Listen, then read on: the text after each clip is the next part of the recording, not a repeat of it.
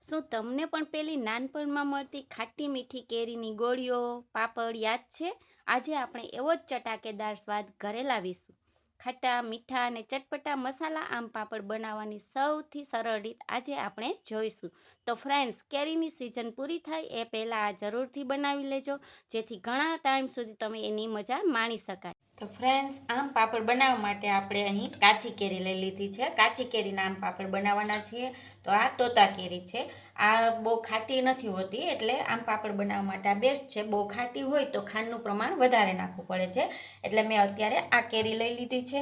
સૌથી પહેલાં કેરીને પાણીથી સરસ વોશ કરીને સરસ લૂછી લીધી છે. હવે એને આપણે છાલ કાઢવાની છે. કેરીની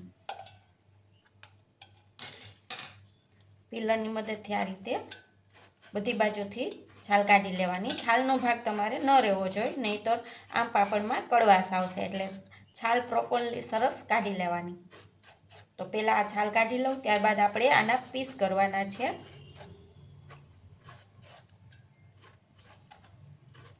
જો ફ્રેન્ડ્સ, આ રીતે છાલ નીકળી ગઈ છે.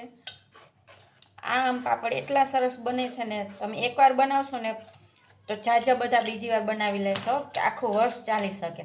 તો જો આપણે છાલ કાઢી લીધી છે. આ રીતે કટ કરી લેશું.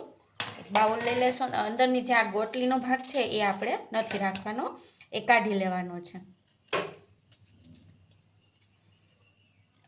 આ રીતે નાના પીસમાં કટ કરી લેશું. પહેલાં 2 કેરીના કટકા કરી લેવાના છે. ને આ કેરી મેં અત્યારે 500 ગ્રામ લીધી છે વજનમાં.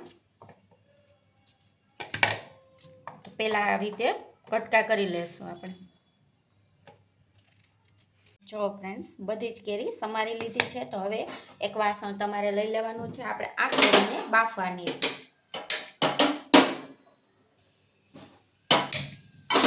વાસણ લઈ લેશું, આ કેરી નાખી દેશું અને કેરી ડૂબે એટલું પાણી આપણે એડ કરી દેવાનું છે. જો આટલું પાણી એડ કર્યું છે. કાચી કેરીને બફાતા જરા પણ વાર નથી લાગતી. 5 થી 7 મિનિટ ટાઈમ લાગશે. ઢાંકીને આપણે મીડિયમ ગેસની ફ્લેમ ઉપર એને સરસ બાફી લેવાની છે. અને ફ્રેન્ડ્સ, કાચી કેરીમાં વિટામિન સી ભરપૂર પ્રમાણમાં હોય છે, એટલે તમારી હેલ્થ માટે પણ સારું છે. તો સિઝન હોય ત્યારે અચૂકથી આમ પાપડ આપણે બનાવીશું. તો હવે કેરી બાફી લઈ, ત્યારબાદ હું તમને બતાવું કે આગળ શું કરીશું. તો ફ્રેન્ડ્સ, જો આપણે જોઈ લઈએ કે કેરી બફાઈ ગઈ છે કે નહીં. તો તમે જોઈ શકો છો, કેરી સરસ બફાઈ ગઈ છે. એકદમ બફાઈ જવી જોઈએ. હવે આ કેરીને આપણે પેસ્ટ કરવાની છે મિક્સર જારમાં. ગેસ બંધ કરી દઈશું અને 1 થી 2 મિનિટ થોડુંક ઠંડુ થવા દઈશું, ત્યારબાદ એની પેસ્ટ કરી લઈશું. જો ફ્રેન્ડ્સ, થોડુંક આપણે ઠંડુ કરી લીધું છે. હવે એક મિક્સર જાર લઈ લીધું આપણે, એમાં એડ કરી દઈશું અને એની એકદમ સ્મૂથ પેસ્ટ કરી લઈશું. પેસ્ટ કરતાં જરા પણ નહીં વાર લાગે, કારણ કે આપણે કેરી એકદમ સરસ બાફી લીધી છે. આ તો પેસ્ટ કરશું ને તો સરસ એકદમ સ્મૂથ થઈ જશે, એટલે મિક્સર જારમાં ફેરવી લેવી થોડીક વાર. પેસ્ટ કરી ત્યારબાદ આપણે એને ગાળી લેવાના છે. તો આગળ તમને હું બતાવું. જો ફ્રેન્ડ, સરસ એકદમ સ્મૂથ પેસ્ટ બનાવી લીધી છે. તો હવે એકવાર આપણે આવી રીતે ગળણો લઈ એમાં ગાળી લેશું. તમે ન ગાળો તો ચાલે, પરંતુ ગાળી લે તો વધારે સારું. કોઈ પણ રેસો જો કેરીમાં હોય તો એ ચાયણીમાં રહી જશે. તો સૌથી પહેલાં ગાળી લઉં, ત્યારબાદ આમ પાપડ બનાવવાની રીત હું તમને બતાવું. જો ફ્રેન્ડ્સ, આ રીતે સરસ આપણે ગાળી લીધું છે. એકદમ સ્મૂથ પેસ્ટ તૈયાર થઈ ગઈ છે. હવે આમ પાપડ બનાવવાનું આપણે ચાલુ કરીશું. સૌથી પહેલાં તો ગેસને ચાલુ કરી દઈશું આપણે અને ગેસની ફ્લેમ સ્લો રાખી દઈશું. અત્યારે આ જેટલી પેસ્ટ છે એમાં આપણે ખાંડ એડ કરવાના છીએ. આમ પાપડ બનાવવા માટે તમે સાકરનો પણ યુઝ કરી શકો છો અને ગોળનો પણ યુઝ કરી શકો છો. તો અડધો કપ ખાંડ મેં લઈ લીધી છે.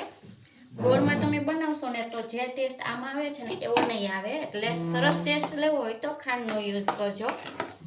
બધું પહેલાં મિક્સ કરી લેશું. થોડી વાર માટે આપણે એને ગરમ કરીશું, જેથી ખાંડ સરસ ઓગળી જાય. તમારે જો કેરી બાફવામાં પાણી વધારે રહી ગયું હોય તો એ થોડું કાઢી લેવું, ત્યારબાદ પેસ્ટ કરવી. કારણ કે પાણી સાથે પેસ્ટ કરશો તો તમારે એને ઉકાળવું વધારે પડશે, એટલે પાણી વધારે હોય તો થોડું કાઢી લેવું. જો આ રીતે આપણે ખાંડ મિક્સ કરી દીધી છે. હવે થોડાક આપણે એમાં મસાલા એડ કરવાના છે. એ છે સંચળ પાવડર. અહીં સંચળ પાવડર અડધી ટીસ્પૂન જેટલો લીધો છે, જે પાચન માટે ખૂબ જ બેસ્ટ છે સંચળ પાવડર. ને થોડુંક આપણે નિમક એડ કરીશું, અડધી ચમચી જેટલું જ. ને આ છે મરી પાવડર, જે તીખું હોય છે પરંતુ ઓમ તાસીરે ઠંડક આપે છે, એટલે મરી પાવડર પણ આપણે પાચન માટે ખૂબ સારું છે. એ પણ અડધી ટીસ્પૂન જેટલું એડ કરી દઈશું. બધું સરસ આપણે મિક્સ કરવાનું છે. આ રીતે સતત હલાવતું રહેવાનું તમારે. ના પેસ્ટને ઘાટું કરવાનું છે, જે કઢાઈને છોડવા માંડે થોડુંક અને એકદમ લાઇટ થઈ જશે, ટ્રાન્સપરન્ટ થવા મળશે થોડું ઘણું, જે આગળ હું તમને બતાવું.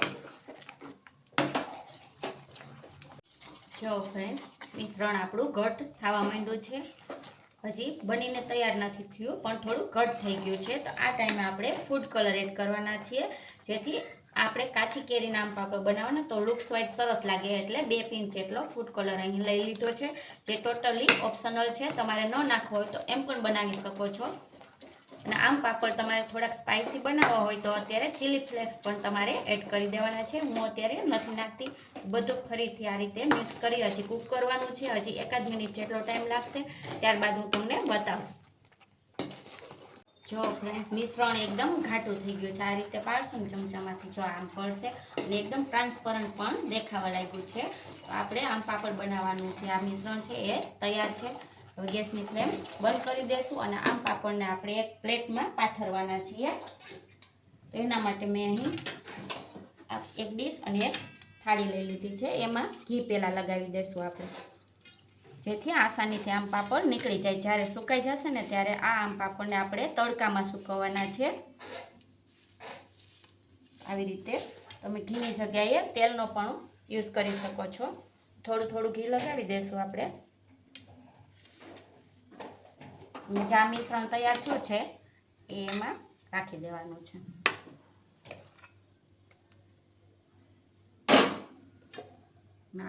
થાળીમાં આ રીતે સરસ ફેલાવતું જવાનું, એકદમ પાતળું લેયર કરવાનું. આ રીતે સરસ ફેલાવી દેવાનું. જાડું બહુ નહીં રાખવાનું, તો તમારે બની તો જશે આમ પાપડ, પરંતુ તડકામાં એને સુકવતા વધારે દિવસો લાગશે. અને આ રીતે મીડિયમ પાતળું રાખશો ને તો તમારે 2 દિવસમાં સરસ સુકાઈને તૈયાર થઈ જશે આમ પાપડ. આવી રીતે સરસ ફેલાવી લઈશું. તો 2 પ્લેટમાં પહેલાં આપણે આવી રીતે પાથરી દઈશું અને 2 દિવસ માટે આ આમ પાપડને આપણે તડકે સૂકવવાના છે. ત્યારબાદ રેડી થશે ત્યારે હું તમને આગળ બતાવી દઉં. તો ફ્રેન્ડ્સ, આપણા આમ પાપડ બનીને તૈયાર છે. આપણે તડકે 2 દિવસ સરસ સૂકવી લીધા છે. આ મરચું જરાય ચોટશે ને એટલે આ પાપડ રેડી છે 2. હવે આપણે ડીશમાંથી એને કાઢવાનું છે. તો છરીથી પહેલાં ફરતી બાજુ એની સાઈડ અલગ કરી લેવાની છે, એટલે આ આસાનીથી નીકળી જશે. જો આ રીતે કરી લેશો ને, ધીમે ધીમે આ કરતું જવાનું. જો આપણે ઘી લગાવેલું હતું એટલે જરા પણ ચોટશે નહીં, સરસ આસાનીથી નીકળી જાય છે. આ રીતે કાઢી લેવાનું.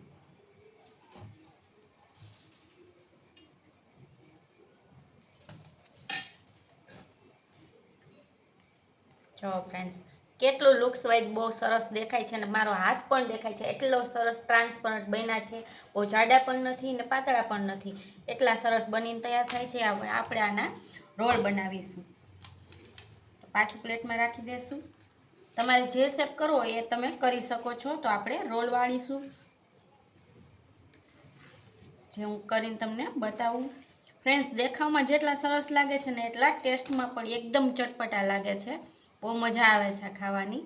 જો આ રીતે હળવે હળવે રોલ વાળી લેવાનું.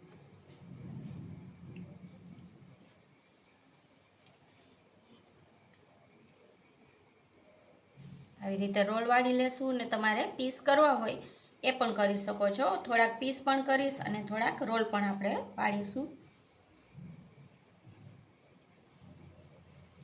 જો કેટલો મસ્ત છે. તો આ રોલ આમ પાપડને તમે 5 થી 6 મહિના ફ્રીજમાં સ્ટોર પણ કરી શકો છો અને ખૂબ જ ખાવાની મજા આવે છે. તો તમે એકવાર મારી આ રેસીપી જરૂરથી ટ્રાય કરજો. કાચી કેરીની સિઝન જાય તે પહેલાં ઘણા બધા આમ પાપડ બનાવીને રાખી દો, બહુ મજા આવે એવા છે. તો વિડીયો ગમ્યો હોય તો લાઈક અને શેર કરી દેજો, ચેનલને સબસ્ક્રાઈબ કરી દેજો. ફરી મળીશું નવા વિડીયોમાં. Thank you.